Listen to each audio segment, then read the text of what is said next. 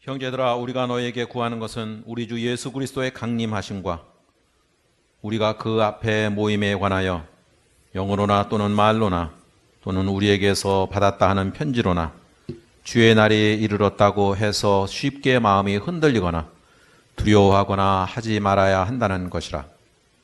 누가 어떻게 하여도 너희가 미혹되지 말라. 먼저 배교하는 일이 있고 또 저 불법의 사람 곧 멸망의 아들이 나타나기 전에는 그날이 이르지 아니하리니 그는 대적하는 자라.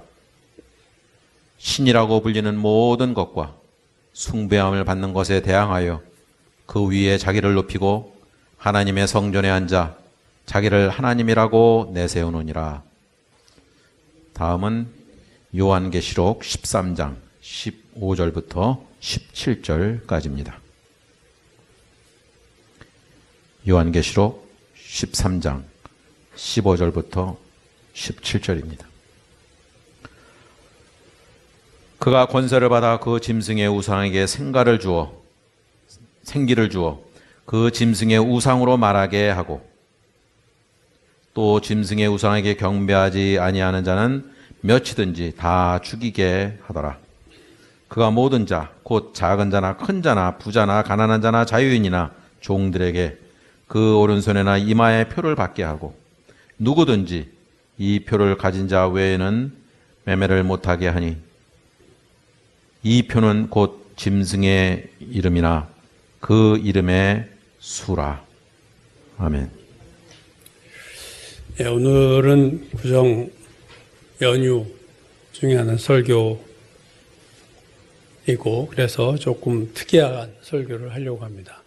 특이하다는 것은 재림에 대한 얘기를 하는 것이 특이한 게 아니라 오늘 설교는 어떤 성경 본문에 대한 말씀보다는 어떤 뉴스나 어떤 팩트들을 가지고 여러분에게 근거 자료들을 많이 제시하려고 하는 설교입니다.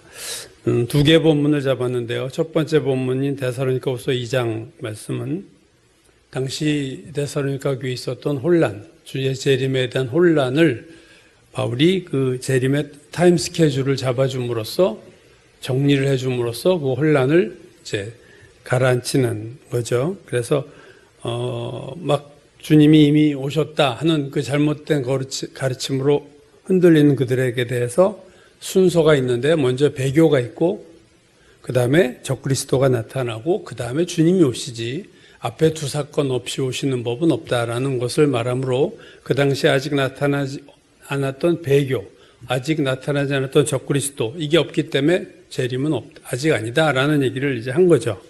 두 번째 본문이 요한계시록 13장 15절 이하의 말씀은 유명한 모든 믿지 않은 사람들도 많이 아는 말씀 666에 대한 거죠. 표, 짐승의 표에 대한 말씀입니다. 오늘 15절 요한계시록 3장 15절을 보시면 그가 권세를 받아 이 그는 적그리스도가 아니고 그 13장에 두 짐승이 나타나는데 첫 번째 짐승이 적그리스도고 두 번째 짐승인데 이거는 그러니까 거짓 종교 지도자를 말하고 통합된 종교의 리더를 말하는 거죠. 그가 권세를 받아 그 짐승의 우상, 그 짐승은 첫 번째 짐승인 적그리스도입니다. 에게 생기를 주어 그 짐승의 우상으로 말하게 하고 짐승의 우상에게 경배하지 아니하는 자는 몇이든지 다 죽이게 하더라. 표를 받게 한다. 모든 사람에게 표를 받게 하고 그 표가 없으면 매매가 불가능하게 한다 하는 것이 그 오늘 그 요한계시록 13장의 말씀입니다. 자, 오늘 제가 세 가지로 말씀드릴 거예요. 첫 번째 배교에 대해서, 두 번째 성전에 대해서, 세 번째 어떤 그 표에 대해서. 근데 두 개의 사건은 제가 재림에 대한 말씀을 할 때 몇 번 말씀드린 적이 있기 때문에 짧게 하고 세 번째 사건에 집중을 두고 제가 말씀을 드리려고 합니다. 자, 그 이제 보시면 첫 번째는 배교인데요. 다음 화면 좀 보여주시면 이제 본문이죠. 배교하는 일이 있다. 주의 강림에 대해서 너희들이 혼란해하지 말아라. 그래서 오늘 첫 번째 본문을 제가 화면으로 보여드렸고, 그래서 그 배교가 있는데, 그 배교가 있지만 또 두 번째는 이제 그 성전에 대한 거고요. 성전. 그래서 그는 오늘 본문 4절에 보면은 그가 하나님의 성전에 앉아 있다. 적그리스도가 하나님의 성전에 앉아 있다. 즉 성전이 준비돼야 된다는 얘기고요. 마지막 세 번째는 경제 시스템입니다. 매매에 관한 경제 시스템이 준비되어 있다 하는 거죠. 그러니까 매매라는 것은 이 표, 짐승의 표가 뭐냐? 매매 경제에 관한 표예요. 즉 매매가 되느냐 안 되느냐, 물건을 사고 팔 수 있느냐 없느냐 하는 거죠. 예를 들면 카드가 없다. 카드를 표로 생각한다면 카드가 없어도 우리가 현금이 있어요. 그러니까 얼마든지 매매할 수 있는데 적그리스도의 때가 되면 매매의 수단은 하나밖에 없는 거예요. 표밖에 없습니다. 그래서 그 표를 묶으면 매매는 완전히 막히는 그러한 상태가 되어 있다 하는 거죠. 그래서 이제 오늘 이제 화면을 통해서 말씀드린 첫 번째는 배교인데요. 다음 화면을 좀 보여주시면, 이거 제가 2020년 재림 설교할 때 보여드린 거죠. 영국의 성공회 교회. 여러분, 잉글랜드는 성공회가 국교입니다. 그러니까 요하네스 렛 시대에도 그 성공회가 국교였죠. 나라의 종교였습니다. 근데 그 성공회 교회에 모든 사람을 위한 교회다. Sanctuary for all 이런 말이 써 있고, 그 마크가 십자가 옆에 도교, 유대교, 시아파, 이슬람, 시크교, 불교, 힌두교 그 상징들을 원울 시계 방향으로 돌아가면서 이렇게 붙여놨어요. 그러니까 다 와라 이거죠. 자, 이거는 이제 유럽의 교회가 이제 아니다 하는 것과, 그 다음 화면은요, 바티칸 교황청이 2016년 홍보용으로 자기들이 만든 동영상인데요. 제가 자막을 넣었어요. 한번 보시죠.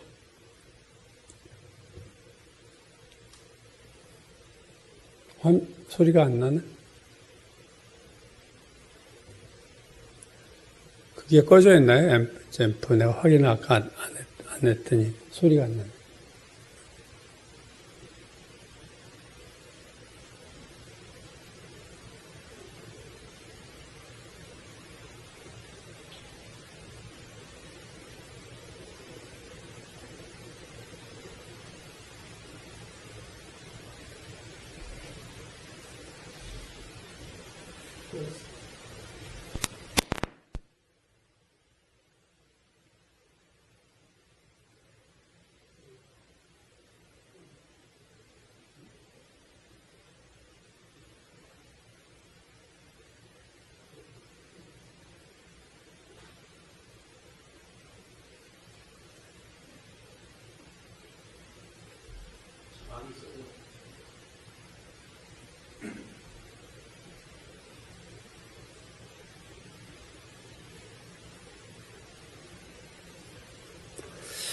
소리가 안 난 게 좀 그런데, 이제 소리가 좀 나야 되는데. 근데,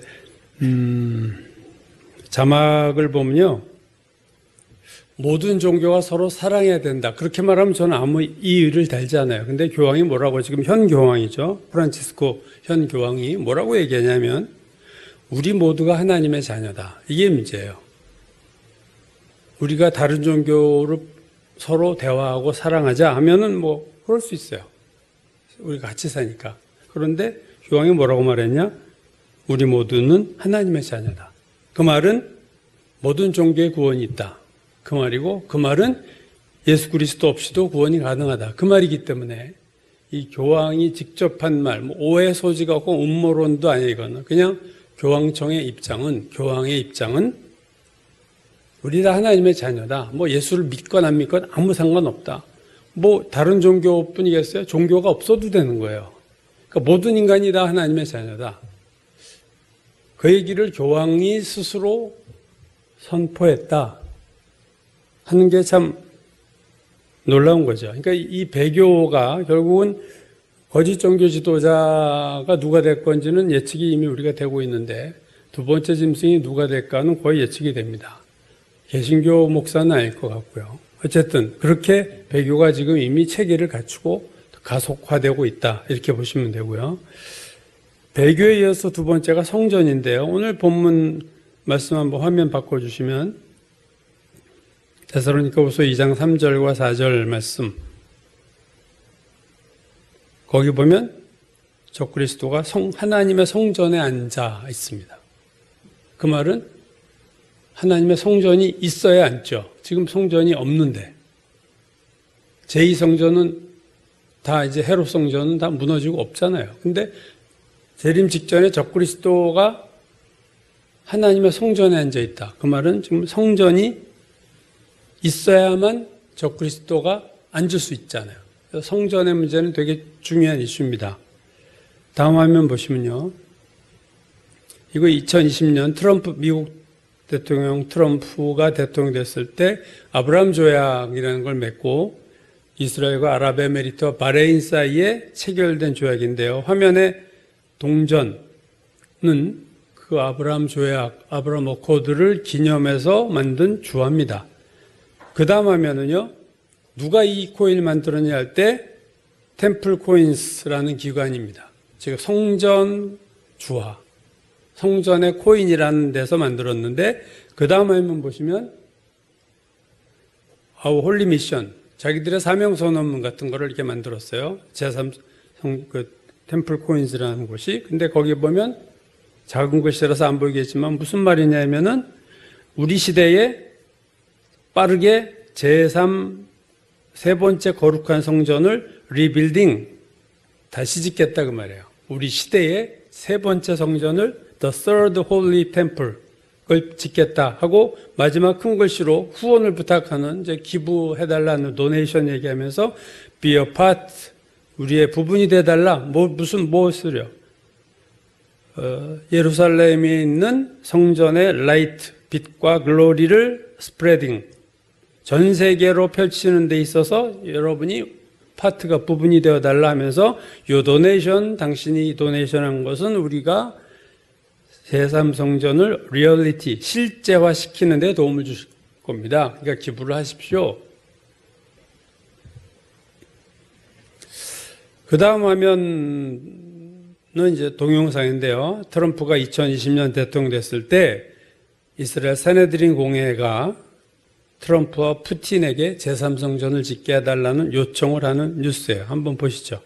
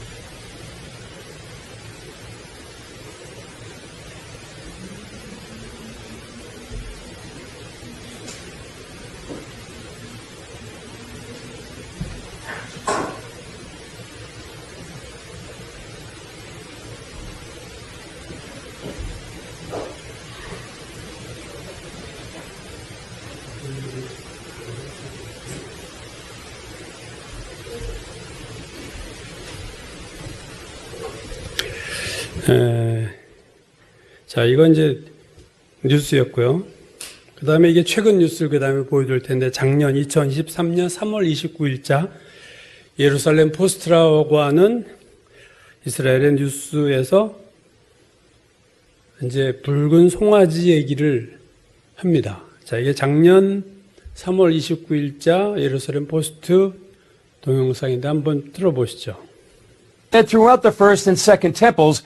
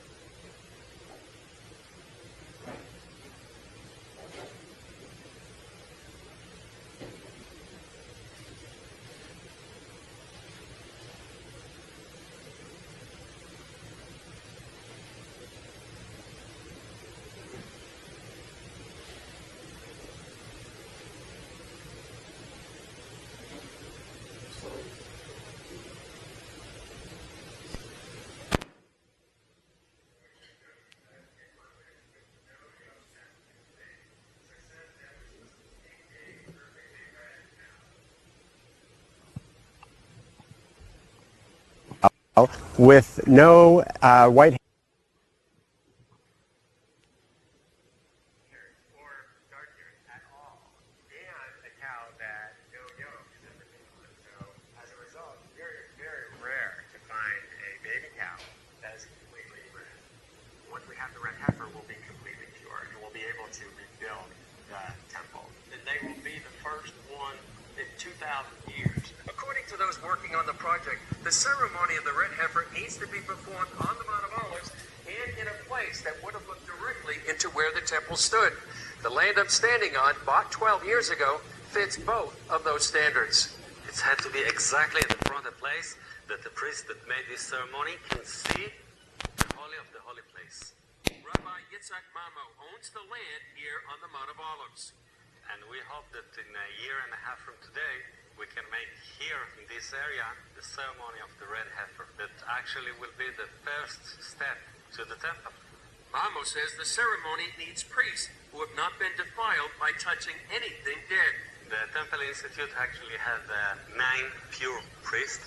They didn't born in a hospital, okay? They born at home. Because they are priests, so anyway, they don't go to any cemetery. And their parents keep them in a situation that they will not get to any cemetery, not going to any problematic place, and they are pure, and they are waiting. So we have the priest, we have the red heifer, we have the land, and we have everything ready. We just need to wait another 1.5 years. So we believe that it's very likely that the ceremony would happen somewhere in the area of Passover 2024 out to possibility of Shavuot 2024. Somewhere in that timeline, the cows would be old enough, and it would be the proper timeline for that ceremony. 예, 그 제사를 지내려면 레위기에 붉은 송아지가 돼야 되는데 그게 그동안 없었다가 찾아낸 거예요. 2000년 만이라고 하는데 정말 2000년 만인지 몰라도 그 붉은 송아지를 그러니까 흰털이나 검털이 하나도 없는 송아지를 찾아냈고 그래서 올해죠. 2014년 6월달에 올해 제사를 드리겠다는 거죠. 성전을 위한. 그리고 제사장도 병원에서 태어나지 않아야 되는데 병원에서 태어나지 않은 제사장이 또 준비가 됐다. 성전 기구들은 다 준비가 됐고 제사장도 준비가 됐고 붉은 송아지도 준비가 됐다. 성전만 짓면 되는데 그건 1, 2년이면 짓는 거예요. 짓는 건 시간이 오래 걸리지 않습니다. 다만 그 도움 이슬람 성전이 있는 곳에서의 그 이슬람과의 어떤 타협이나 공존 이것만 하면 이제 질 수 있는 거죠. 그래서 작년 3월 29일자 그 뉴스고요. 그 다음 동영상 한번 또 보시죠. 이 사내들인 공의 지도자와의 인터뷰입니다. Globalization. Okay. It's to walk one God on Temple Mount. Would you say it's more of a one world temple for the whole world. It will not be never one religion.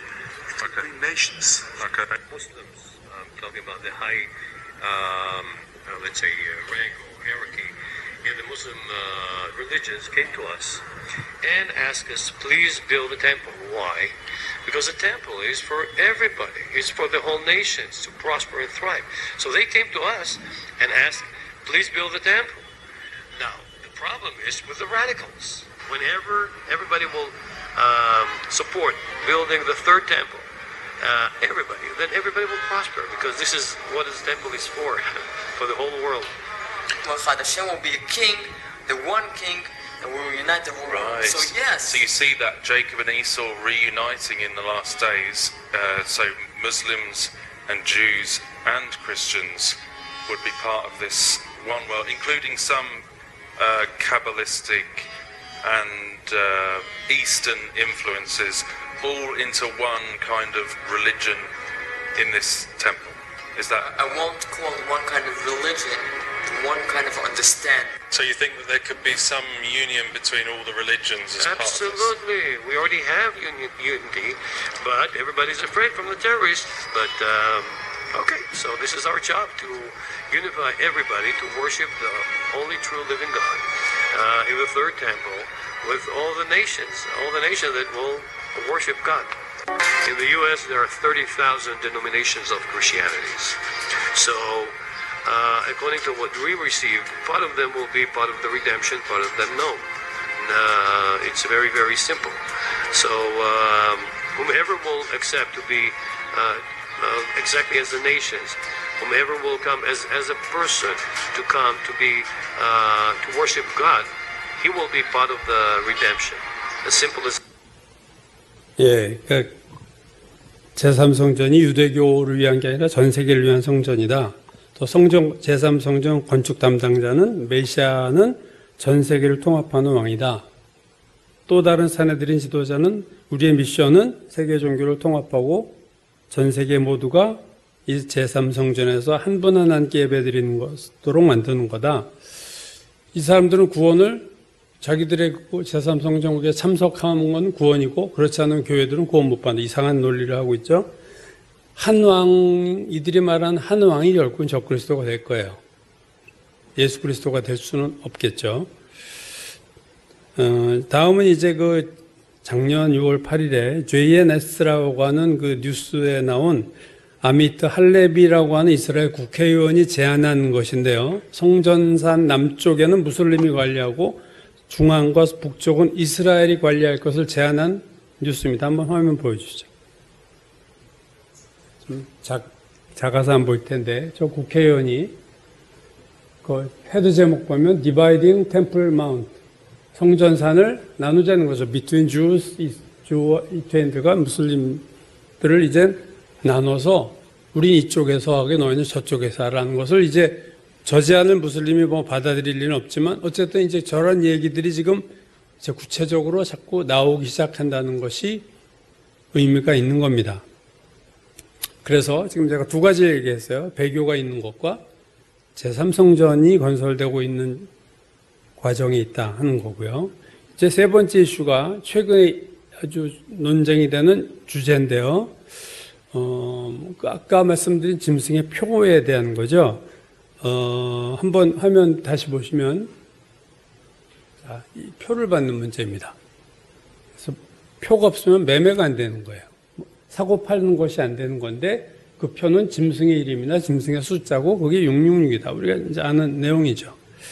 자, 이 표가 뭘까? 짐승의 이름이나 짐승의 이름의 숫자고 666이다. 이건 아직 분명하지 않아요, 이 의미는. 그러나 분명한 것은 뭐냐면, 이 표가 없으면은 매매가 안 된다 할 때 그 표는 현금은 아니라는 거예요. 그렇죠? 현금, 지금 이 현금이 있으면 현금은 내가 쓰는 걸 누가 맡겼어요, 현금. 그러나 표는 막으면 막힐 수 있다. 이거 현금은 아니죠. 그러니까 즉, 이 본문이 말씀하고 있는 것은 적그리스도의 시대가 되면은 현금이 사라졌다는 의미예요.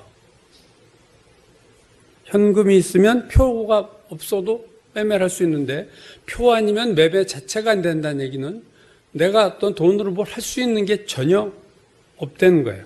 그러니까 다르게 말하면 표를 받지 않으면 매매를 못한다는 말을 달리 말하면 현금 없는 시대가 됐다. 같은 이야기입니다. 그래서 오늘 여러분께 보여드릴 내용은 현금 없는 사회로 가는 최근에 일어나는 사건들과 이슈, 그게 바로 CBDC라고 하는, 여러분 들어본 사람도 있을지 모르겠어요. 자, 그 다음 화면 보시면 CBDC가 뭐냐? 자, CB 앞에 CB는 센트럴뱅크, 중앙은행, 우리나라 말하면 한국은행이죠. 센트럴뱅크에서 발행하는 어떤 디지털 커런시, 커런시는 화폐라는 뜻입니다. 그러니까 디지털 화폐. 중앙은행이 발행하는 디지털 화폐를 CBDC라고 말하고 있어요. 자, 그 다음 화면 보시면요. MBC 뉴스 발표인데요. 유럽 중앙은행, 유럽도 중앙은행이 있죠. 2023년 6월 뉴스인데 2027년까지 디지털 유로를 발행할 거다. 디지털 유로를 디지털화 시키겠다. 그 다음 화면은요. 작년 9월 12일자 NTD 미국 TV 내 G20 정상들이 자국민들에게 디지털 화폐와 디지털 신분증을 발행하기로 이제 선언한 장면입니다. 그 다음 화면 보시죠. 작년 12월 30일, 그러니까 얼마 안 됐어요. 한 두 달도 안 됐잖아요. 12월 30일자 조선일보. 중국과 인도를 포함한 11개국이 이미 CBDC를 도입했고, 지금 100여 국이 CBDC 연구 개발 테스트 중에 있고, 한국은행도 시뮬레이션을 끝냈다 하는 뉴스입니다. 자, 미국은 어떠냐? 자, 그 다음 화면 보시면요. 2022년 3월 9일자 뉴스, 작년 3월 9일자 바이든이 행정명령 14067을 발표했는데 그 내용은 중앙은행, 미국의 중앙은행을 우리가 연준이라고 그래요. 요즘 금리를 올리고 내릴 때마다 미국의 뉴스에 나타나는 그 안경 낀 빼죽하게 생긴 사람이 있어요. 그 사람이 이제 연준. 미국은 연준이 중앙은행 하나가 아니라 12개인가 뭐 이렇게 있어요. 여러 개입니다. 좀 그게 우리나라랑 다르죠. 그 연준이 연준 코인이라는 것을, 연준 코인이라는 디지털 화폐를 발행하겠다. 그 다음 하면요.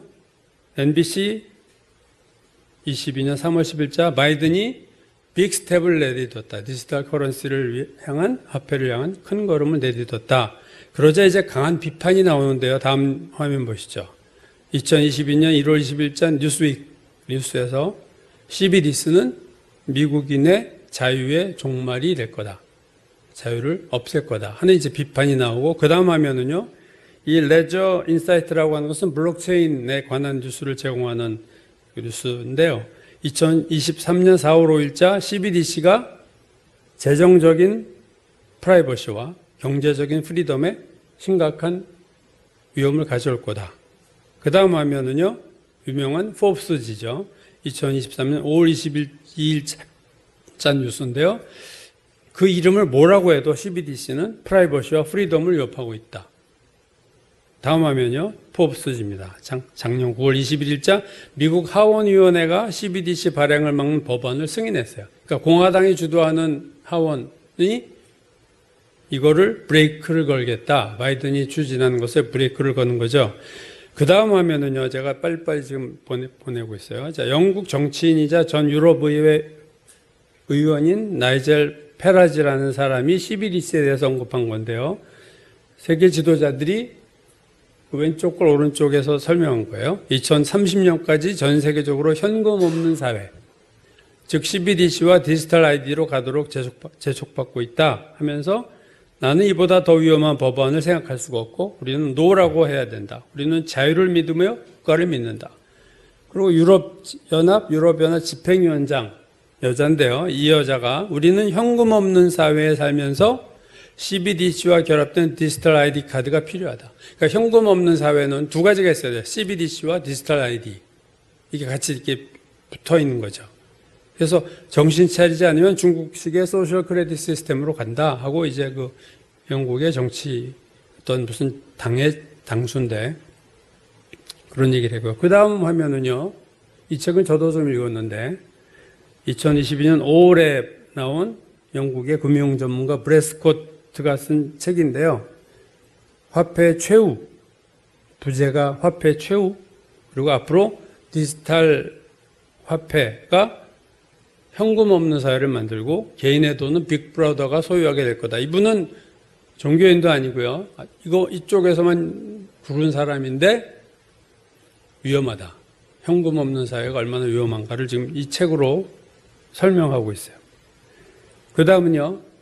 중에 만한데, 경제 만한데, 아래 센트럴 뱅크가 중앙은행이 CBDC를 이렇게 트로이의 목마에 이렇게 끌고 그 무늬 이름이 이코노미 오브 더 퓨처, 미래의 경제로 이렇게 끌고 CBDC를 끌고 들어오고 있는데 트로이 목마 여러분 알지만 그 속에는 음모가 있죠. 자, 디지털 서베일런스라는 건 디지털 지배, 디지털 감시라는 것이 위장된 채로 중앙은행이 CBDC를 지금 끌어들이고 있다. 거기에 대한 이제 비판이죠.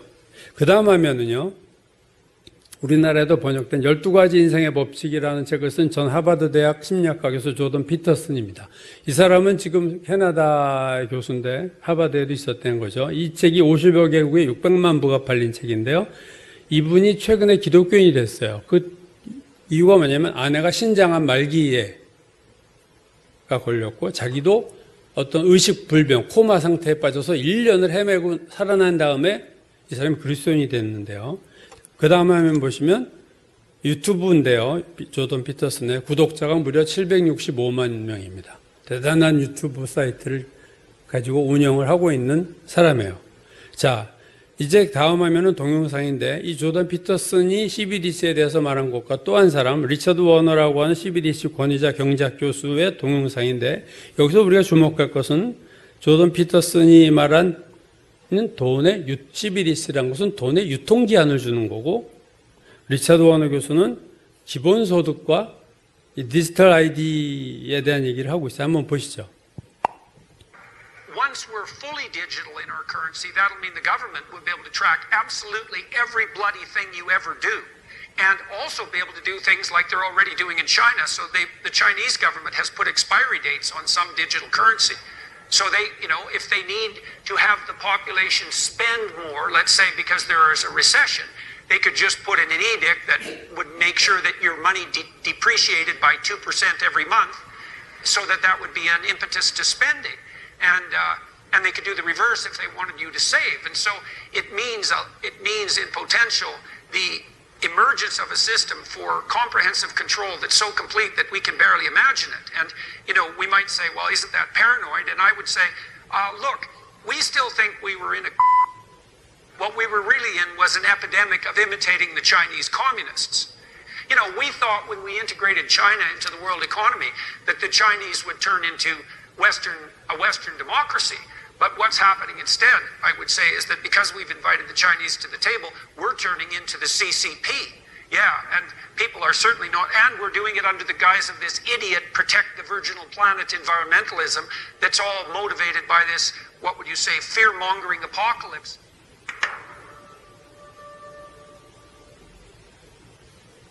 But what does central bank digital currency look like? You see? So they never talk about that because people won't actually like the looks of it. Yeah. Because it apparently looks, and several central banks apparently, as I heard from my sources, have already fully developed the final stage of CBDC. I mean, it comes in staged initially likely through your mobile phone, but that's only an intermediate step. And the final stage is, it's small, and it's the size of a grain of rice.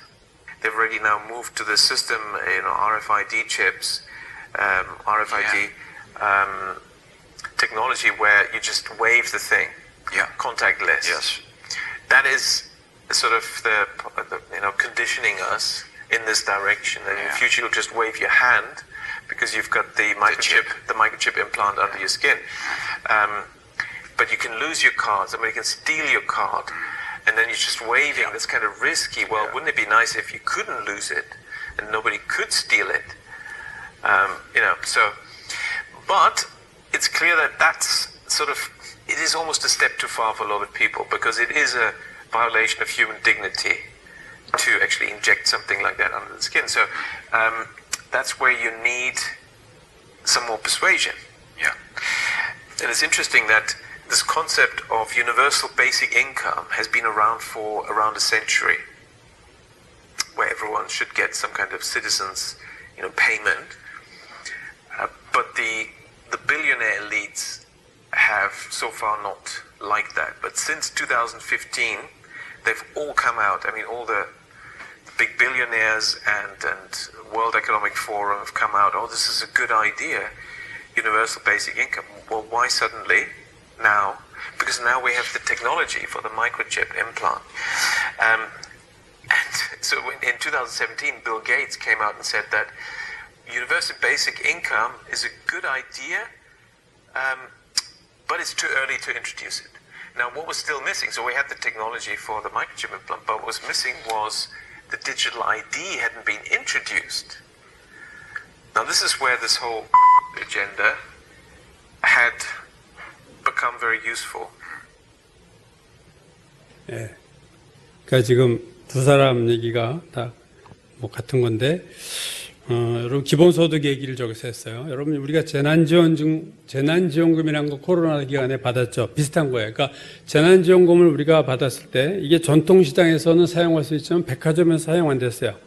그러니까 CDBC는요 프로그래밍이 가능한 돈이라서 백화점에서 못 쓰게 프로그램을 하면요 그건 백화점에서 못 쓰게 되어 있는 돈입니다.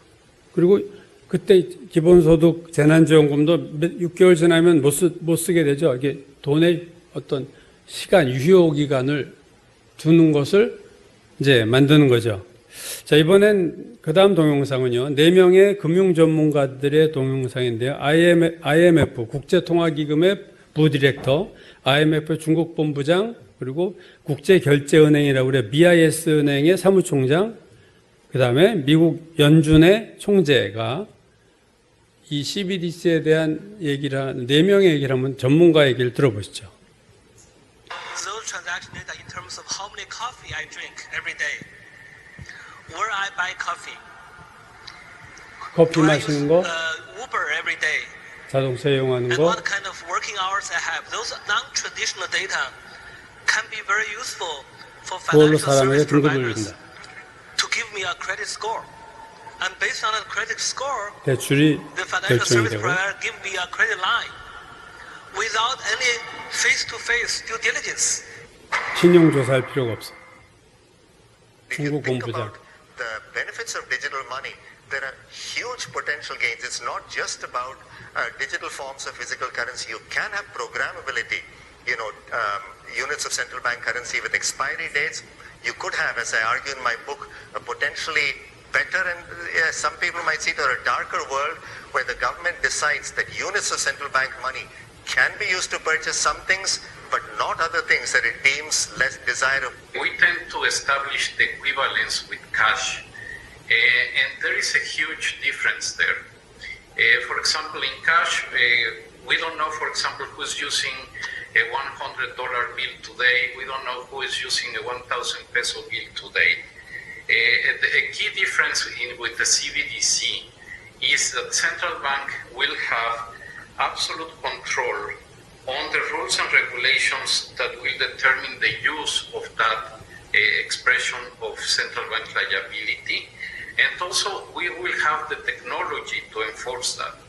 Those two issues are extremely important, and that makes a huge difference with respect to what cash is. Should you be looking into it seriously? Just what are your thoughts on CBDC? I mean, as my colleagues at the Federal Reserve have talked about, we are examining it. I'll tell you, my personal bias is I'm pretty skeptical. I keep asking anybody at the Fed or outside of the Fed to explain to me what problem this is solving. I can send anybody in this room $5 with Venmo right now. Right? No, seriously. So what is it that a CBDC could do that Venmo can't do? And all I get is a bunch of hand waving. I get a bunch, well, maybe it's better for financial inclusion. Maybe it's better for cross-border remittances. Maybe. Is there any evidence that it is? And, they say, well, what about China? China's doing it. Well, I can see why China would do it. If they want to monitor every one of your transactions, you could do that with the central bank digital currency. You can't do that with Venmo. If you want to impose negative interest rates, you could do that with the central bank digital currency. You can't do that with Venmo. And if you want to directly tax customer accounts, you could do that with the central bank digital currency. You can't do that 세금을 with 그냥 Venmo. 가져가면 되는 거예요. So I get why 우리의 China 동의 would be 필요 interested. 없이. Why would the American people be for that? So anyway, I've said I think the crypto space broadly is 95% noise, hype, and confusion. I'm leaving open the 5% possibility that something useful could come from it. I'm still waiting.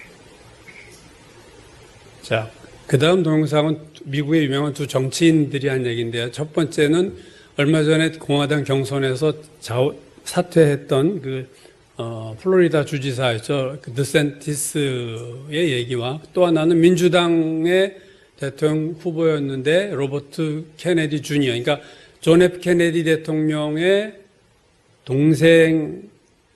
동생이 그때 법무부 장관 했거든요. 로버트 케네디가. 그 로버트 케네디 아들입니다. 그러니까 케네디의 동생의 아들이죠.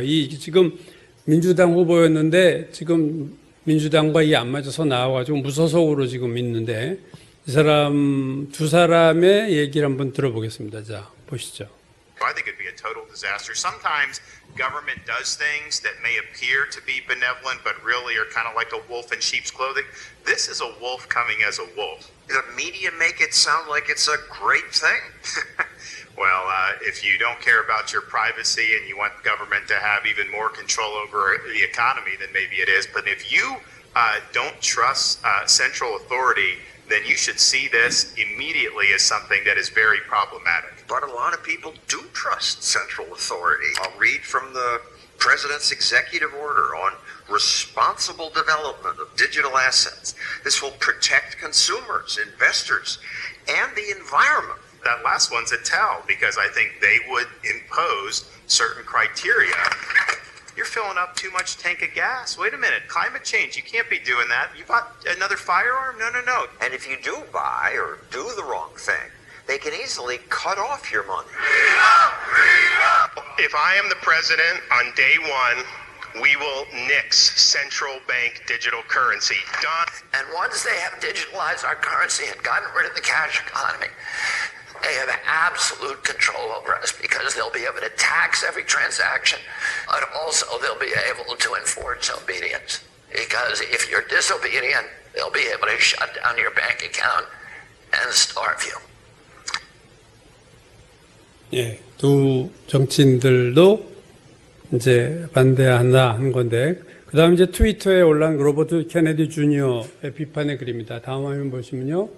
그 왼쪽에 그걸 오른쪽에서 이렇게 한 건데, 거기 보면 이제 재정적인 노예화와 정치적인 독재라는 단어, 그 다음에 중간에 보면 CBDC를 디지털 아이디와 사회적 크레딧 시스템과 연결해서 백신 접종 가부를 거기서 다 파악하고 우리를 다 파악할 수 있다. 뭐 그 얘기죠.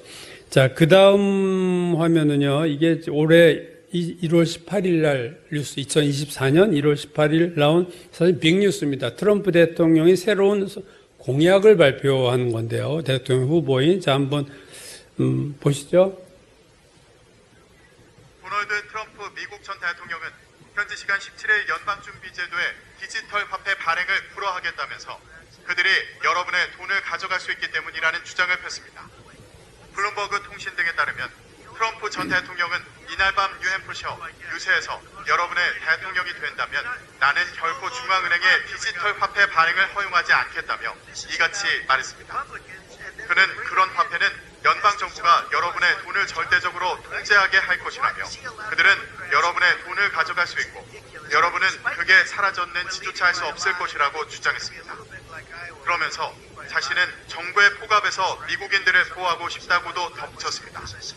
이 같은 발언은 트럼프 전 대통령이 지난 15일 공화당 대선 후보 첫 경선지인 아이오와 포커스에서 득표율 51%를 따내며 파죽지세를 시작한 가운데 나온 것입니다.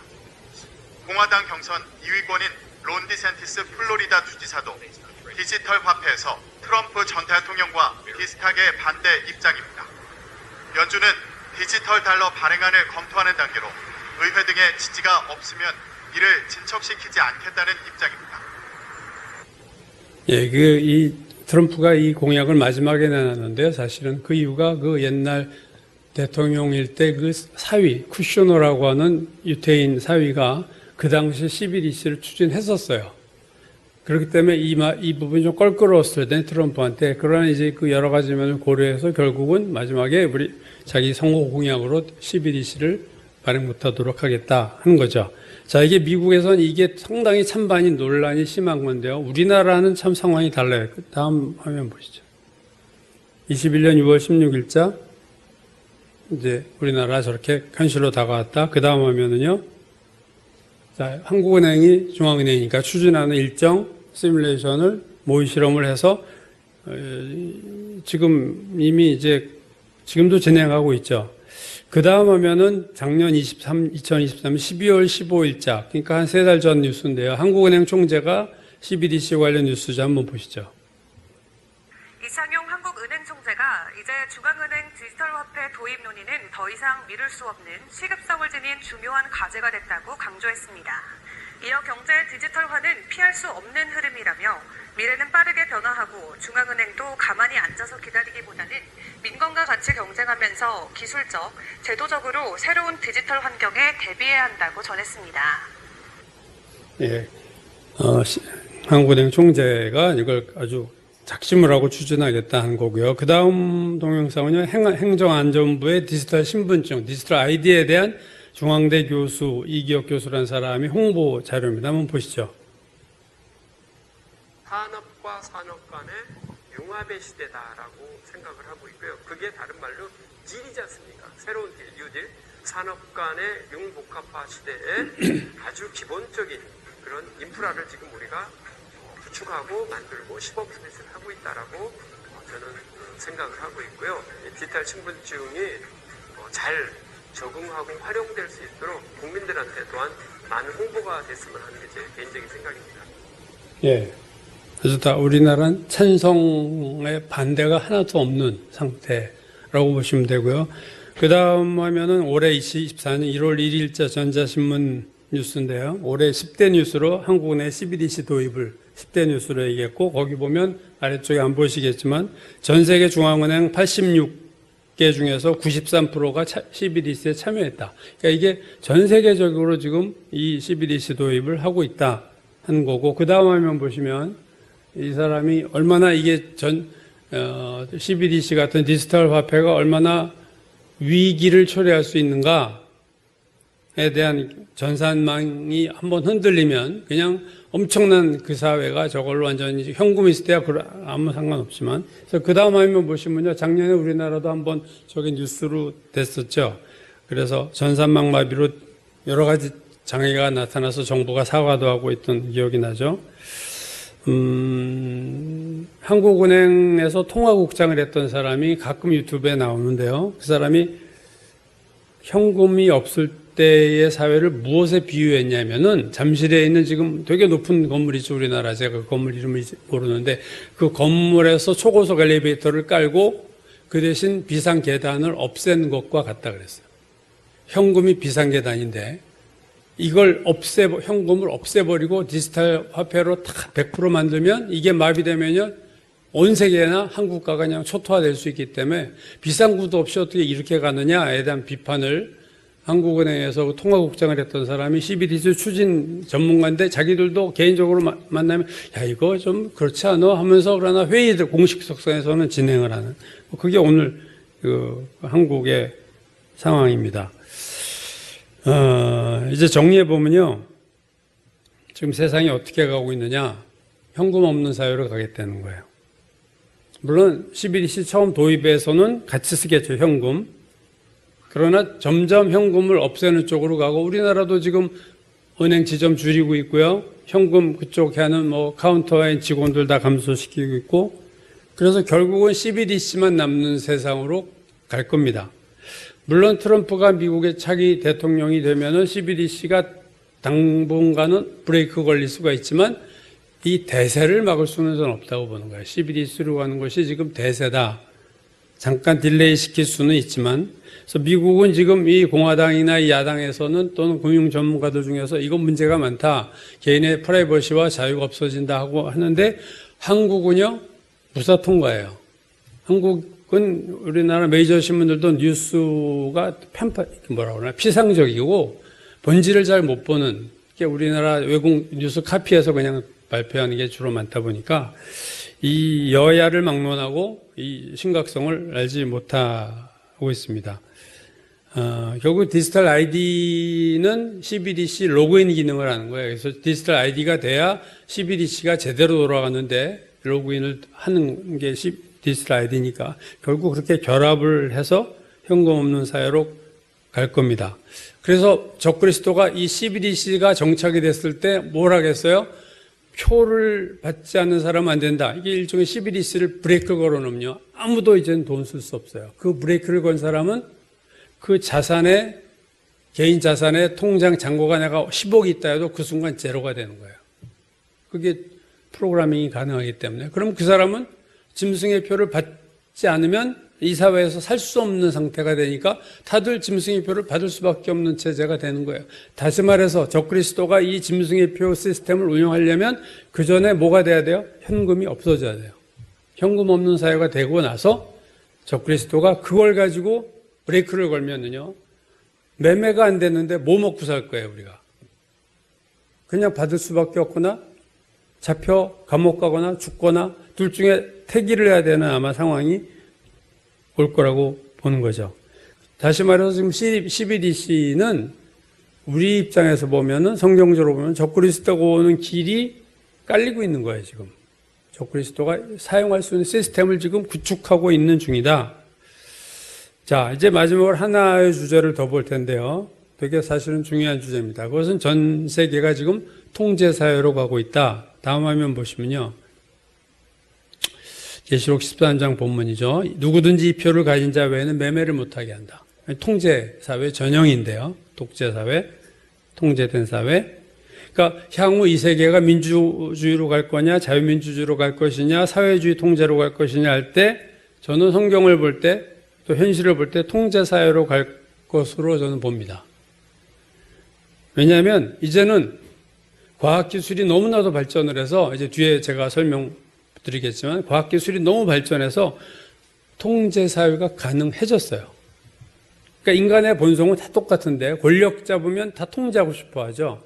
근데 옛날에는 통제할 수 있는 수단이 없어서 통치자들이 징기스칸이 그렇게 세계를 휩쓸어도 완전히 통제를 못할 수밖에 없었던 것은 기술이 없었어요. 그러나 지금은 권력을 잡으면 한 나라를 다 통제할 수 있고 더 크면 전 세계도 통제할 수 있는 기술이 올라왔다는 거죠.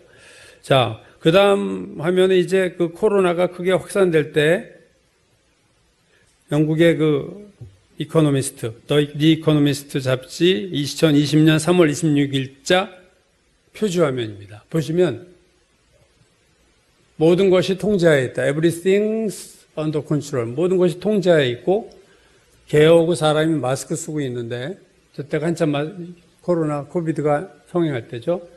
사람 뒤에도 줄이 하나 달려 있어요. 그리고 손 하나 큰 게 보이죠. 그게 오른쪽 첫 문장인데요. Big Government입니다. 큰 정부예요. 정부가 코로나로 커졌어요.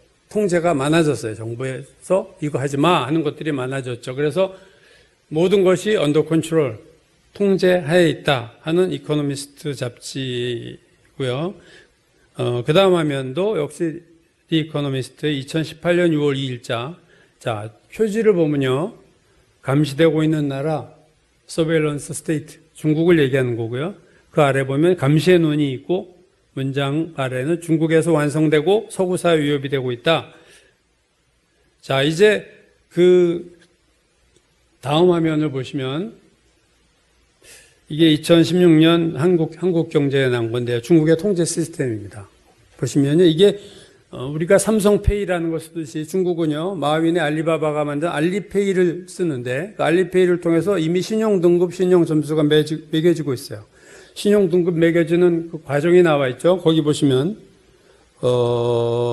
카드를 신용카드 쓴 거, 공과금 납부한 여부, 대출 상환을 어느 정도 했느냐, 교통준수를 어떻게 했느냐, SNS에 내가 쓴 글, 온라인에서 한 대화, 심지어 슈퍼마켓 가서 뭘 샀느냐, 술, 담배 사면 신용점수 깎아버리는 거예요, 지금. 그러니까 나의 일거수일투족을 내 생활을 빅데이터를 통해서 다 저장하고 그 저장한 것을 종합적으로 합산해서 개인의 사회적 신용 점수가 중국은 매겨지고 있습니다. 이건 현실이에요. 점수에 따라 보험료가 달라지고 아래 화살표 아래쪽에 보시면 자녀의 학교 입학 여부가 결정되고 비행기나 고속 철도를 타는 것, 이거 탈 수 있고 못 탈 수 있고. 공무원 채용 때 이거 고려하고, 대출 금리도 높이냐 낮추냐가 저걸로 결정하고, 대출 액수의 크기도 저걸로 결정해요. 그러니까 신용 점수가 높은 사람, 이게 되게 소수인데 중국에서 지하철 요금 반값 시켜주고 도서관 무료가 돼. 근데 그렇지 않은 신용 점수가 안 좋은 사람은요, 다 브레이크를 거는. 그러니까 중국 사람들은 이미 여기 익숙해져 있어요. 그 다음은요, TV조선 2018년 2월 9일자인데요. 안면인식 기술 중국의 스마트 환경으로 범죄자 잡아내는 상황입니다. 한번 보시죠.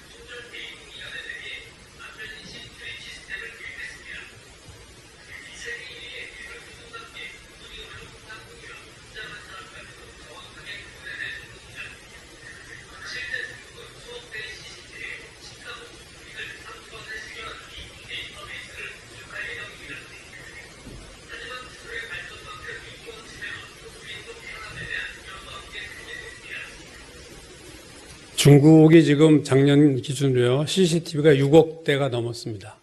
14억 인구인데 6억 대가 이상이 설치가 돼 있어서 완전히 모든 국민이 그 많은 인구가 다 통제가 가능할 만큼. 여러분, 대한민국도 CCTV 중국 빼고는 세계 2위예요. 서울에 설치된 CCTV 대수가 세계 두 번째 도시입니다. 제일 많은. 그러니까 우리나라도 만만치 않아요. 사실 CCTV가, 특히 서울은. 근데 중국만 저러냐? 서구 사회는 이런 통제가 없느냐? 이제 그걸 한번 예를 볼 텐데요. 그 다음은요, WHO, 세계보건기구, 다음 화면 보시면요. 이게 그 코로나 때 저 사람 얼굴 뉴스에 자주 나오죠? 사무총장 WHO, 세계보건기구 사무총장인 그 테드로스라는 사람이 글로벌 팬데믹 조약을 맺자 그랬어요, 그때. 그건 뭐냐면 정부가 통제하지 않고 우리가 전 세계 각국을 다 국민들을 통제하게 통치권을 달라 했는데, 당시 바이든 정부의 미국과 영국과 호주들은 넘기겠다 그랬는데, 이게 아프리카나 이런 표대결에서 져가지고 이게 부결됐지. 만약에 표결이 됐으면요, WHO가 우리나라 코로나 때 다 통제했고 누가 맞고 안 맞고 이걸 거기서 통제당할 뻔한 거죠. 근데 유엔이 포기 안 하고 2024년 올해 다시 표결하기로 했다니까 이게 또 어떻게 바뀔지 모르겠어요. 그 다음 화면은요, 네덜란드 왕비인데요, 맥시마라고 하는 사람이 세계경제포럼에서 디지털 아이디가 좋다는 얘기를 할 때 뭐냐면, 누가 백신을 맞았는지 안 맞는지를 알 수 있어서 좋다, 우리 디지털 아이디로 가자, 그 얘기를 하는 거고요. 그 다음 화면 보시면 두 그림이 있는데, 왼쪽은 일론 머스크죠. 리얼 클리어 폴리시라고 하는 뉴스, 작년 1월 20일자인데요. 일론 머스크가 세계 경제 포럼 WEF에 대해서 아무도 요청하지 않았는데 자기들이 마치 세계 정부, 선출되지 않은 세계 정부다, 니들이 세계 정부 노릇을 왜 하냐 하는 거고, 오른쪽은요, 반대로 세계 경제 포럼에서 2024년 세계 경제 포럼의 목표 1은 트위터를 감시하는 거다. 트위터가 일론 머스크가 인수한 거 아닙니까? 그러니까 둘이 지금 앙숙해요.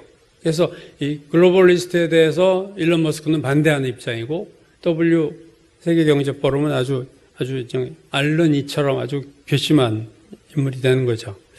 그 다음 뉴스는 이제 기후변화 문제가 안 나올 수 없는데, 이게 뭐냐면요, 타임지죠. 타임의 2024년 올해 1월 1일자 뉴스인데, 거기 뭐라고 써있냐면, 올해는 세계에서 가장 큰 선거가 있다. 미국 대선을 말하는 거겠죠. 그러면서 그 다음 제목이 참 저는 이해가 안 되는 제목인데 Is democracy good for climate change? 기후변화를 위해서 민주주의라는 것이 좋을 것인가?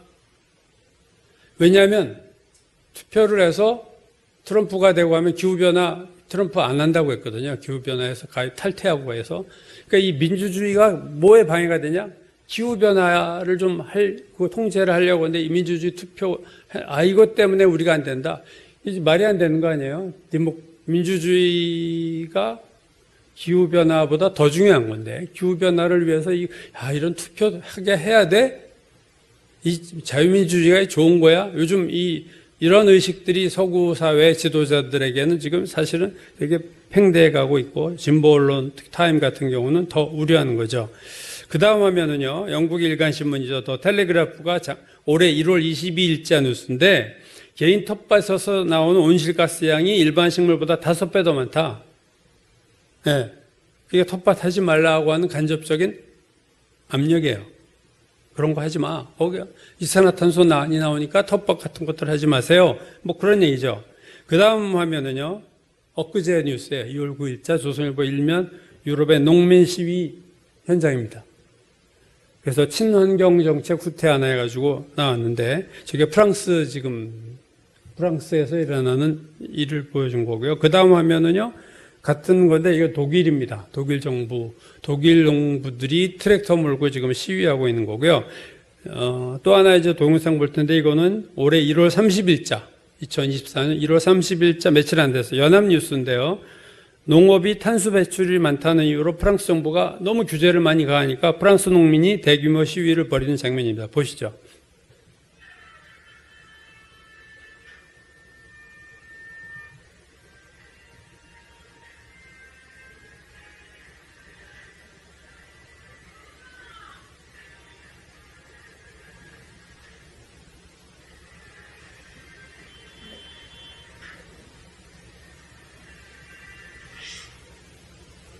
지금 프랑스 시위가 되게 격렬하죠. 이게 지금 왜 유럽의 농부들이 지금 여러 나라가 다 하고 있는데, 이게 지금 정부에 대해서 반대하는 거죠. 이번에는 나라가 아니라 유럽 농민들이, 지금 유럽 정상들이 벨기에 브뤼셀에서 회의하고 있는데, 그 회의 장면에 가서 시위하는 거예요. 한번 보시죠. 2월 2일자 뉴스입니다.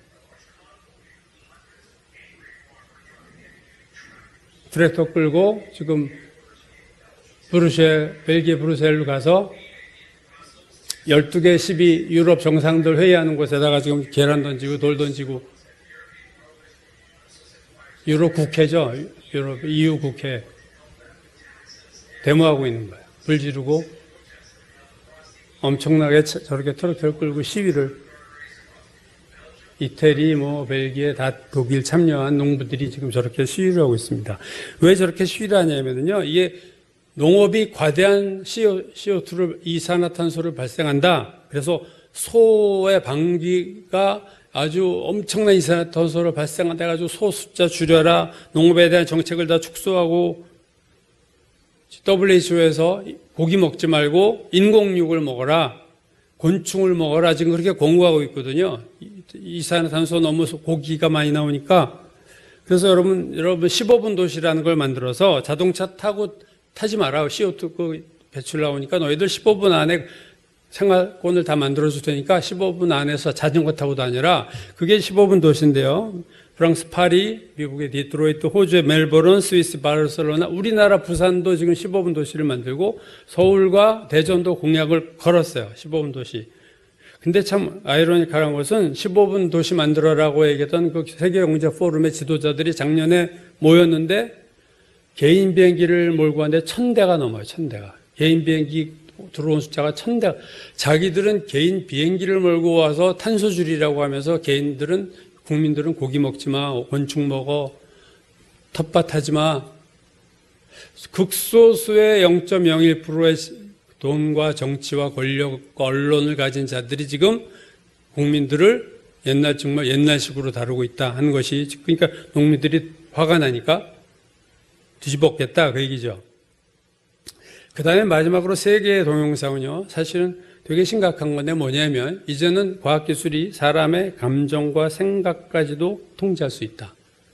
하는 것을 이제 보여주는 건데, 첫 번째 뉴스는 2022년 이미 7월에요. 채널 A 뉴스로 중국의 디지털 감시인데요. 한번 보시죠.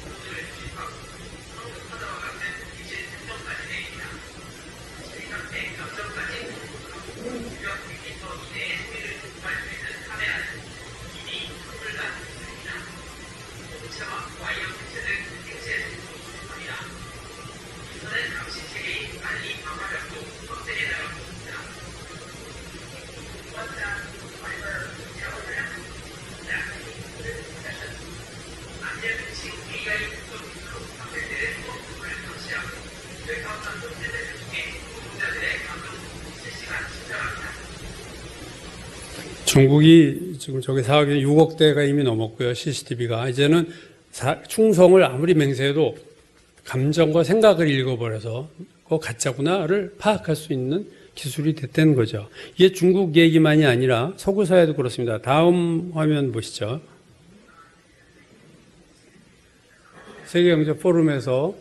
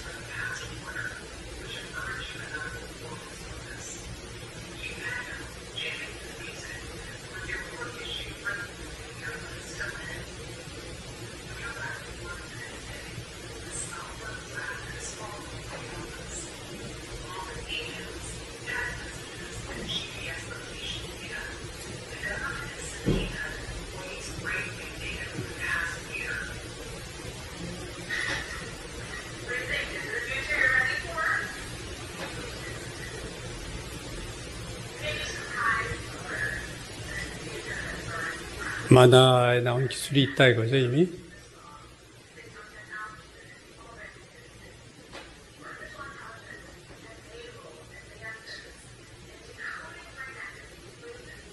뇌파가 초점이에요.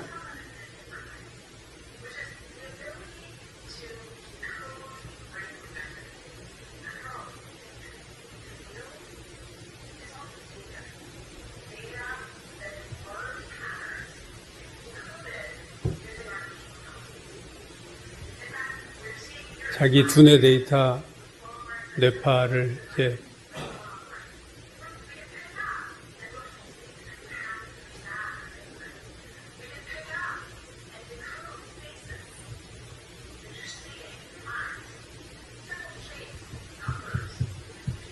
그냥 비밀번호 생각하는 것도 할 수 있다 이거죠.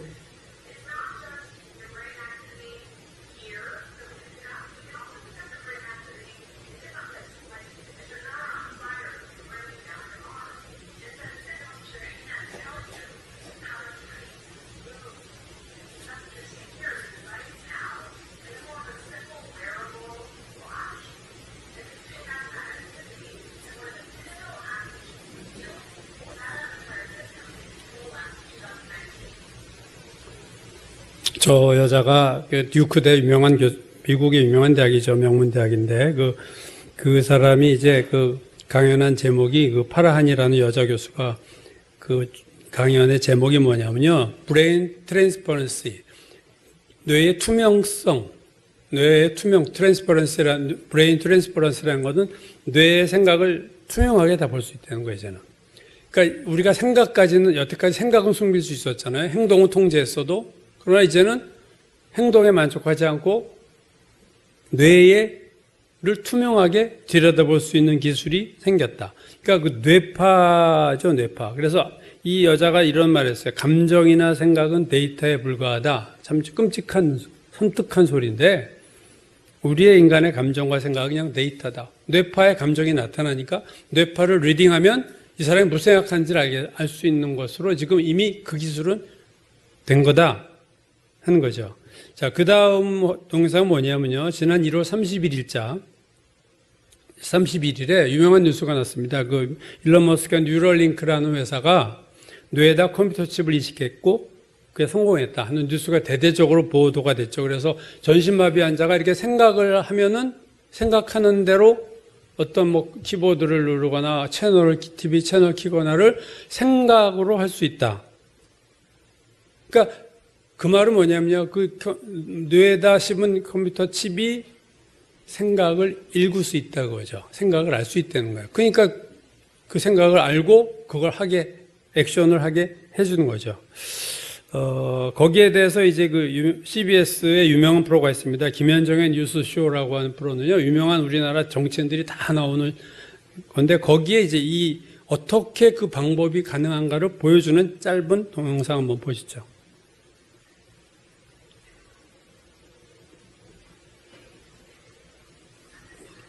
소리 작은 게 아주 홈이네. 어떻게 되냐 하는 거죠. 이 소리가 안 들리네.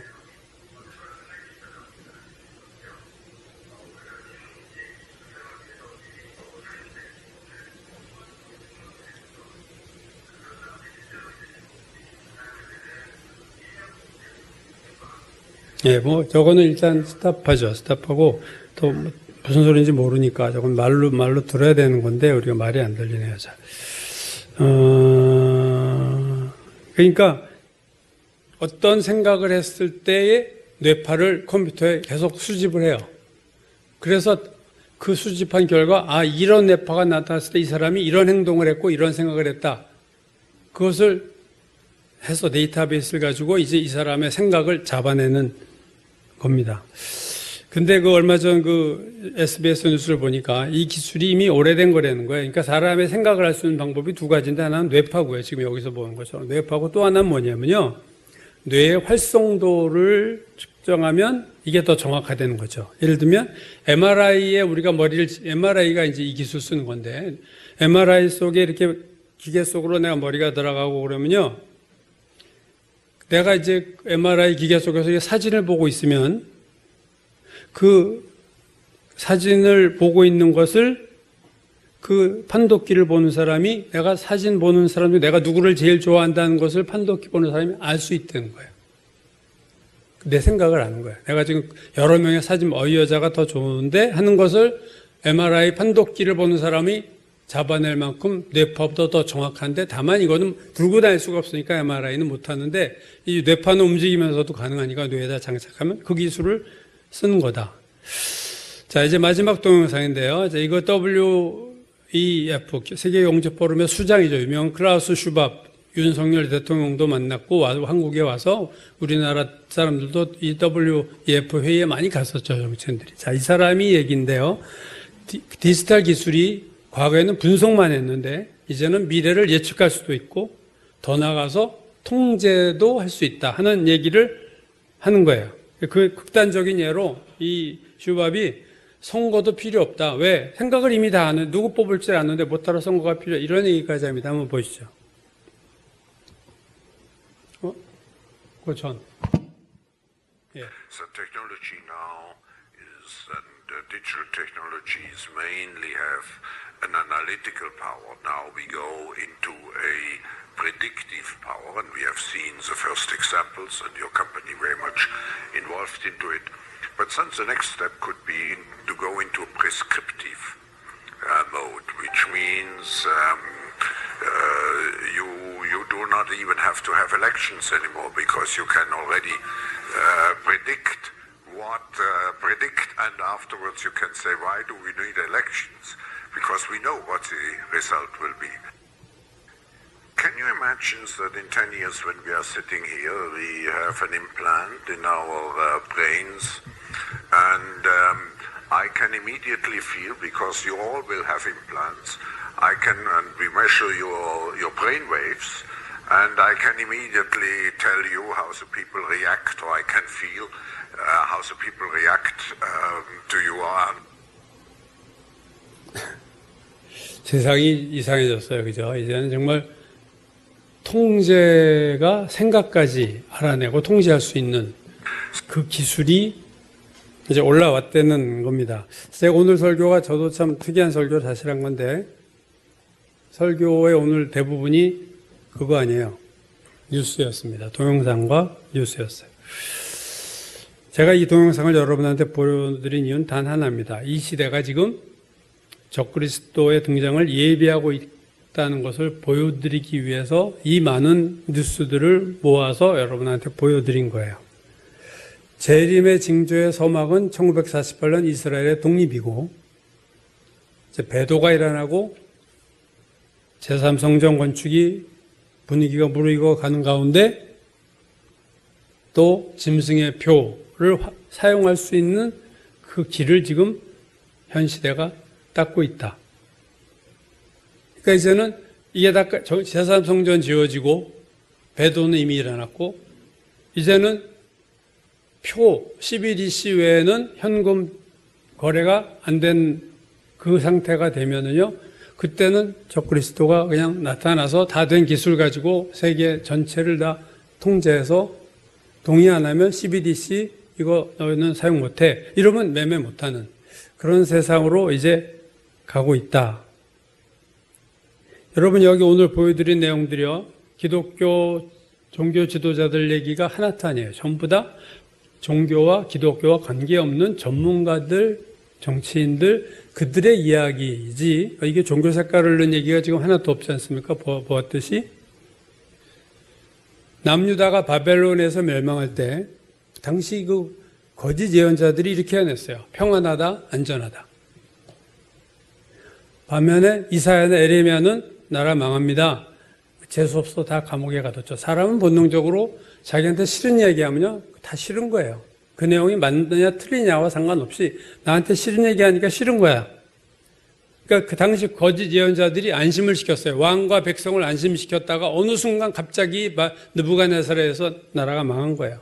노아홍수도 노아홍수 나기 전날까지도 그들이 거짓 평화에 속고 있었고, 저는 오늘날도 비슷하다고 생각하는데, 지금 교리에 갇힌 우리 한국에 교리에 갇혀 있는 학자들과 목회자들이 주님의 재림에 대해서 상징적인 해석만 하고 있어요. 현실을 얘기하면 그거 이상한 거야, 뭐 이다냐, 그런가요? 이제 AI와 유전자 부분에서 엄청난 과학이 발전을 할 거지만, 이 과학의 발달은 결국 적그리스도가 오는 길을 예비하는 역할을 본의 아니게 하게 될 겁니다. 이 길을 밟고 적그리스도가 등장할 거예요. 오늘의 제 설교에 대해서 여러분이 어떤 반응을 할지 모르지만 해석은 각자의 몫입니다. 제가 바라기는 이 말씀, 오늘 이 사건들을 통해서 여러분의 신앙이 더 깨어있는 신앙이 되고 여러분이 더 다시 오실 주님을 맞을 준비를 온전히 하는 계기가 되기를 바랄 뿐입니다. 기도하겠습니다.